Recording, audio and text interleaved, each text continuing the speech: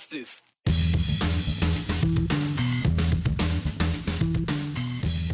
If you check your credit score, it can help keep you accountable in your spending habits. That's what the governor gave today, a credit check-in for Idaho. But there's growing concern over the state's score. Crawling through the vents, attics, and appliances. Idahoans are urging lawmakers to address the rat problem. But who's picking up the exterminator's bill? Making hunting the official state sport would simply recognize something that has shaped our state and is still important today. Idaho has a state horse, a fruit, and a bird. Now there's a push for an official state sport. Oh yeah, I had this one. I knew it was going to be a bit of a rodeo. That's the governor of Idaho, Brad Little, saying he's expected this year's legislative session to be, quote, a bit of a rodeo. And a lot of people might agree with him. The big event at this year's rodeo is lawmakers trying to tie up a balanced budget with a looming deficit and cuts to make across the state. Those cuts will affect your schools, roads, healthcare, and safety. Justin Corr joining us now with a further look at what's at stake. You were there today. Yeah, I was there. And Hunter, besides everyone's schools, roads, healthcare, and safety, the state's credit rating is also at stake, which affects the ability to improve everyone's schools, roads, healthcare, and safety down the line. Let me explain right over here. Right now, the state's credit rating is sitting at AAA. That's as high as it gets for a state. Fitch Ratings, one of the three big credit rating agencies in the country, gave that AAA rating to Idaho last May for the fifth straight year. Fitch says it's thanks to Idaho's conservative spending, strong rainy day funds, and expected long-term economic growth. Now, the governor very proud of that and says only a handful of states achieve that AAA rating. But why is it important? Well, that rating helps the state borrow money for infrastructure projects that can potentially help you every day, things like new and better roads. But it helps local agencies too. Having a good credit rating, if you're not borrowing money, but you got to remember that schools, cities, counties, different districts use our credit rating when they buy a new fire truck or whatever it might be. So having that AAA credit rating is beneficial to the whole state. And so it took us a long time to get a AAA credit rating, and we don't want to give that up going forward. Great, but just like our credit, the state's credit can also get worse. Fitch says it will drop that AAA rating if the state sees lower than expected population, economic, or revenue growth. They would also do it if Idaho cannot balance the budget in a way that makes sense long term. So as this budget battle rages on in the legislature, the governor is reminding everyone what's at stake. That credit rating is one of those things, which means the ability to borrow and build things like the roads we drive on every day. So while a balanced budget is the law here in this state, and for the good of the credit rating, cutting too deeply, Hunter, would also have some disastrous effects. Okay, cliffhanger. What are those disastrous effects? What could those be? Not a cliffhanger. I'm going to answer that right now. Yeah. One is the state's ability to fight wildfires. And here's your cliffhanger. Wow. We'll have more on that coming up on the news at 6. Oh, okay. We'll take that, Justin. Wildfires, a very serious topic there. Okay, Yeah. Thank you. New legislation in the State House could officially declare rats as a public health emergency in Idaho. Senate Bill 1271 advanced out of committee today and was sent to general orders to be amended on the floor. As Abby Wilt reports, the measure would create an entirely new chapter in Idaho law to combat the Norway and roof rats scurrying through the gem state. This is an emergency. Rats. They've been reported in dishwashers, attics, and even crawling through people's vents. The horrors are real. That's why this rat problem isn't just inside homes anymore. It's now inside the State House. Senate Bill 1271 would call rats a public health nuisance and an emergency. This is a problem that's not being controlled and is getting a little out of hand. Under the bill, the state would assess rat movement through GIS mapping and determine where eradication efforts are necessary. Lawmakers would then be required to create a statewide plan by November 2026. The state's role under this bill is coordination and support, not command and control. The bill doesn't ban rats as pets or stop zoos from keeping them in their facilities. It also doesn't force cities or counties to participate or spend money on the problem. But that leads to the question, where is the money coming from to get rid of the pests? We have an issue here and we have a problem that needs to be solved, but unfunded mandates is not the way to do this. The Senate Agriculture Committee was split Tuesday, with some lawmakers saying if the rats did require funding, it might not be feasible with Idaho's $40 million budget deficit in fiscal year 2026. If this necessitates funding later on, are we prepared to do that in the year that we're in right now? And some were concerned that putting the rat issue as a priority would set a precedent for other rodents in the future. If every potential bug or animal comes in and we legislate for that we're going to be mired in paperwork forever. Ultimately, the bill moved forward for an amendment, with lawmakers planning to clarify that funding would not come from cities or counties. So it's 5 in favor, motion carries. Meanwhile, residents that are still dealing with rat infestations say time is critical and action couldn't come sooner. And if it takes a year or more to get some funding for these people to start helping with this issue, we're really, that much more behind. We're that much closer to New York City. And Jane Rowling, who you just heard from there, she's been kind of taking the charge on this rat problem. She's been trying to help her neighbors. She says one of the biggest things that we also need now is more education so that people can, know exactly what to do with rats when they do have them on their properties and know how to combat them even while they're waiting for something within this legislation to take place. Hunter? Yeah, Abby, I was seeing her and I was like, wow, we've done interviews with her before and now she's testifying. So another big question, what are people doing to combat these rats? A lot of people are doing the basics. They're doing traps, they're doing regular repellent strategies, but Jane says that one of the biggest strategies that she's found that works are the traps that the rat actually goes inside and they die inside the trap, rather than some of those other strategies that are more, taking food and then having the rat go die elsewhere. So she's saying that that's one of the ways that she's finding success with the rats, but it's still, it's a work in progress. They've been doing this now for a couple of years, and she says there's still not really a permanent solution on keeping the rats out and making sure they aren't, transmitting diseases, one, but also damaging property. Yeah, part of the reason we're seeing this in the State House now, to take action. All right, Abby, thank you.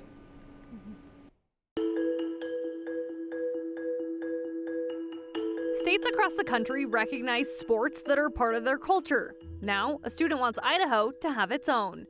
This sport was once used as a way to survive, but now enjoyed by expert marksmen and amateurs alike.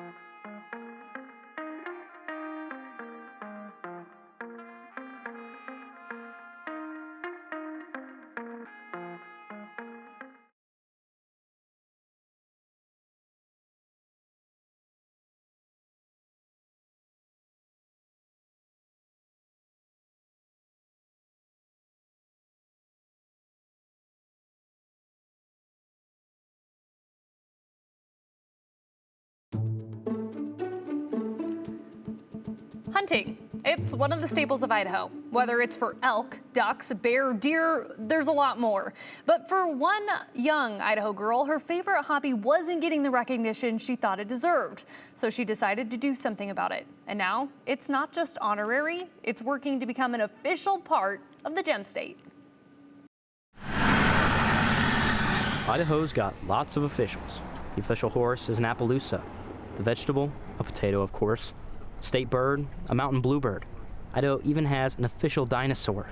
And now it's on the way to getting an official sport, hunting. Idaho, and all thanks to 9-year-old Betty. And I try to help people, so it makes me feel happy that I'm helping Idaho. It started off as an idea she got from her Idaho history book at home. Well, I heard that Idaho doesn't have a state sport. So she asked the 45 subscribers to the Grandy Gazette, the neighborhood paper she runs, what they thought. So I have a newspaper, and I ran a poll within the subscribers of the newspaper, and most of them picked archery hunting. I feel like so many people chose hunting. If there was 100 categories, it would still win. Hunting, why hunting?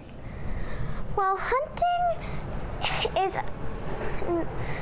Did you know that 70% of Idaho's land is public hunting area? Her dad, Neil Grandy, is proud. Oh yeah, we're really excited that she decided to take this upon herself and made it all the way here to Boise. And yeah, hunting's big. We like to do it recreationally. Everybody's gotten involved. Mom's gotten involved. Betty recently. The message made its way through the grapevine, all the way to the governor's office. Governor Brad Little told Betty to give it a shot. We're going to hear House Bill 652. That's right, a bill that would make hunting Idaho's official sport. Recognize Idaho's outdoor traditions, which bring family and friends together and encourage people to spend time in nature. Betty made her case to lawmakers. They had some very tough demands for her dad. You make sure he takes you out for an ice cream cone after this, okay? No thanks, I already had a milkshake.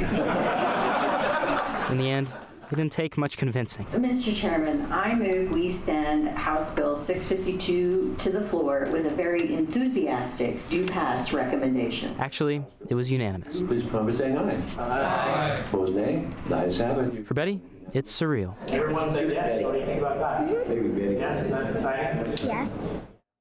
Now that bill moves out of the committee and to the House floor for further debate, but Hunter, check this. This is the Grandy Gazette. This is her own, she's the editor-in-chief, her own personal newspaper she gives out to her 45 subscribers. And that's where she ran the survey, right? Yep, right here on the back. I gotta say, this might be one of my favorite pieces of legislation just because she's so cute, she's so motivated to do this. I just get emotional. She's so cute. I love this. Okay, well, we're going to keep Cooper here because now that we've learned about this possible new sport for Idaho, we've decided to go beyond the 208 and check out what other states officially have sports. Now, not every state has one. Some have individual, team, and seasonal sports, and some aren't too surprising. Like over in Alaska, they have dog mushing, also known as dog sledding. Pretty well known there, right? In Washington, Coop, did you know this one? Of course. Pickleball. Yeah. You knew that that's where it came from? Of course, Bainbridge Island, baby. I had no idea that that was founded in the Evergreen State. Okay, then we have the classics, Wyoming, Montana, Texas, all claiming to be rodeo. In North Dakota, the Olympic sport of curling is their official state sport. Also did not know that one. That's popular right now, isn't it? Yeah, good time to watch it, right? And then we have Colorado. It's pack burro racing. That's where a person runs alongside a burro carrying a pack, which goes back to the state's mining heritage. Also another one, didn't realize. Wow. Yeah, then we have Hawaii with outrigger canoe paddling, and Maryland has jousting. So there's a lot of options there. They're endless. And this is also one of our favorites, I do have to say. It is not a state sport, but it is a state exercise. This is Missouri, and they have jumping jacks. Push-ups. I feel like push-ups. Do you feel like that's I feel like that's the better exercise. Okay, so but yeah, we don't have maybe that's the next thing. the next is that the step. Gem State has a exercise. So you say push-ups. Push-ups. Yeah. I'm gonna go with rucking because of Rucking. the foothills, and I feel like we're pretty rugged. You know, we can handle some really heavy backpacks. Yeah, I think that's fair. All right, Coop. Thanks for joining us. Well, sticking with sports, there's an elite group of athletes competing in the Library Olympics. Take a look.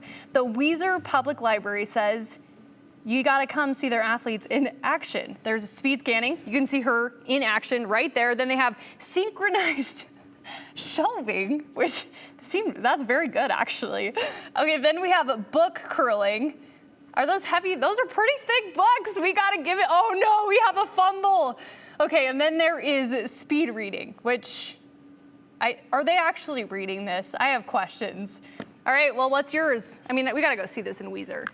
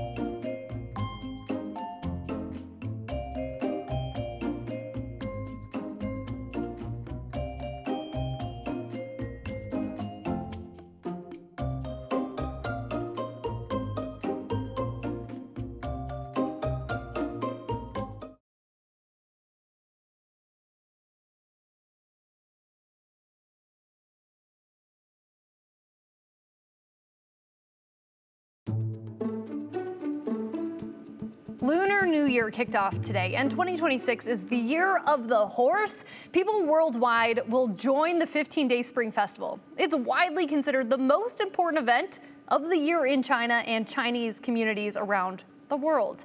Celebrations vary depending on the country or region. So if it's the year of the horse, that basically means it's the year of the Bronco? Today, Boise State shared on social media this video celebrating the occasion. By the way, the horse symbolizes liveliness, dynamic energy, and good luck.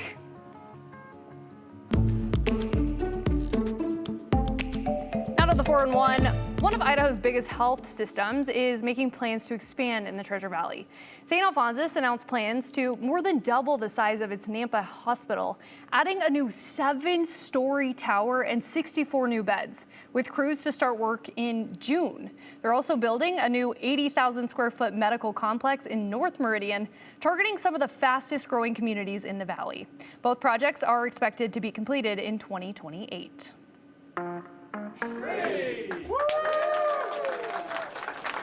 Lamb Research officially opened its expanded Boise office today, marking more than 3 decades of investment in the Treasure Valley. The new 9,000 square foot facility at Park Center Boulevard will support around 150 local employees focused on research, development, and manufacturing support for Micron's next generation memory chips.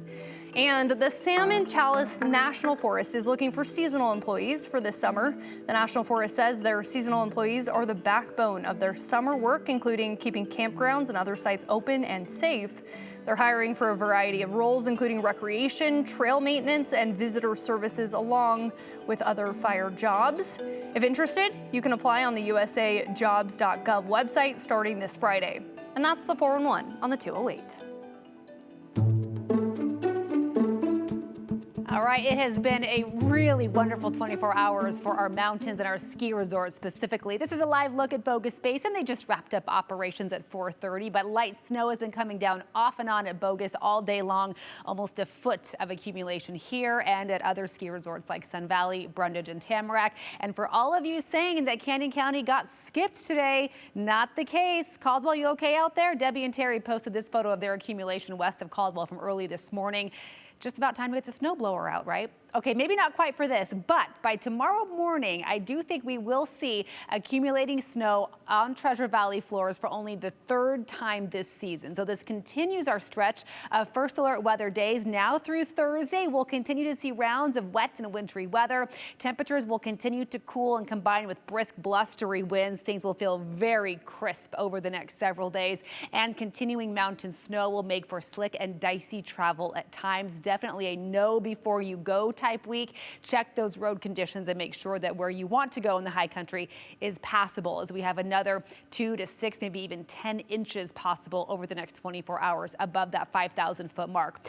This looks more like it, doesn't it? Live look from Skycam 7, that snow line finally much further down the foothills. It looks a lot less like spring, a whole lot more like winter.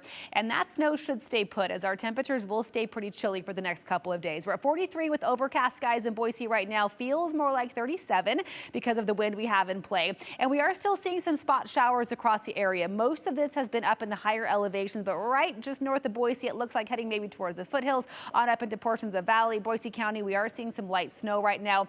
Can't rule out a flurry, a spot sprinkle, maybe even a grapple shower and a rumble of thunder in eastern Oregon this afternoon, as our atmosphere stays very dynamic. Now we have an elongated area of low pressure, aka a trough, off to the west. It is going to spin a piece of energy, a shortwave system, over into eastern Oregon tonight, into southwest Idaho tomorrow. That will open the door to northwesterly flow, so air out of the northwest, much colder air, and that will trigger some snow early tomorrow morning in the valleys. In the mountains, we'll start seeing an uptick in that snow intensity tonight into the wee hours of Wednesday. This is about 1 o'clock in the morning. Couple little flurries possible early before sunrise in the valley, but here we are, maybe 8 to 10 a.m. tomorrow. I do think we'll see a burst of snow on the back side of this system. We'll have breezy winds as well, so the morning commute tomorrow, if this comes in as early as I'm anticipating, could be a bit slow at times. 0.2 to half an inch, potentially. Nothing crazy for the lower elevations, but considering how little snow we've seen this season, it could be a bit of a shock to commuters tomorrow morning. So make sure you get up early, check road conditions. I don't know that we'll see, again, much more than half an inch, but still could be enough to slow traffic for your Wednesday morning, and then it tapers to just a couple snow flurries in the afternoon. Temperatures in the morning will be cold enough to support snowfall. My forecast lows right around upper 20s, low 30s for the I-84 corridor. Magic Valley only hits the low 30s tomorrow with brisk winds. A very cold Wednesday for Twin Falls. We'll see highs right around 40 for most of the Treasure Valley tomorrow with that snow in the morning, and then brisk winds and drier conditions in the afternoon. We stay cool and breezy with a chance of a flurry on Thursday, and then we start warming up over the weekend. In fact, by Sunday, we're back into the 50s with rain returning Monday evening. All right, 522, let's check in on your traffic conditions. It has been pretty quiet out there so far on this first official day of the work week after the President's Day holiday yesterday. The connector is starting to show signs of slowing. That's pretty usual for this time of day. So look at our current traffic flow. You can see that really is the most significant slowdown. It'll hit the brakes where the I-184 and I-84 merge. Other than that, as we look across the rest of the I-84 corridor, things are looking good. You'll tap the brakes just a bit getting through Meridian out into Nampa, but all in all, looking good. 26 minutes to get from that flying Y slowdown all the way out into Caldwell.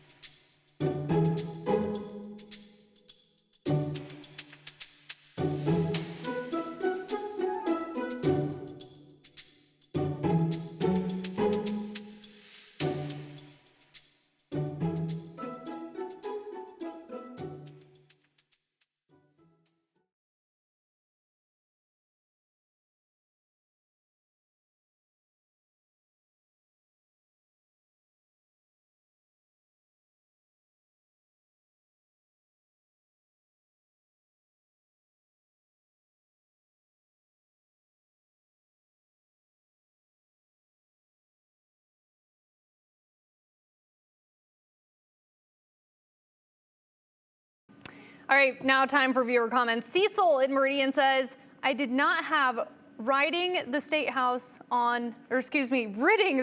of rats on the bingo card. I can only imagine that each party has its own suggestion as to a solution. That's actually, I did not have that on my bingo card either. Okay, the next comment we have from Kelly. Rats, put those feral cats to work. Another person mentioned bringing in cats from Twin Falls. So that I don't know if that could be an option. All right, then we also have Bob in Boise who says, hi Hunter, shouldn't our state sport be rat hunting? You might be onto something there. Connect the dots, that kind of works. Okay, next comment. Can we please get that little girl's newspaper name so we can subscribe? What a fantastic story that is from Kurt. Okay, it's the Grandy Gazette.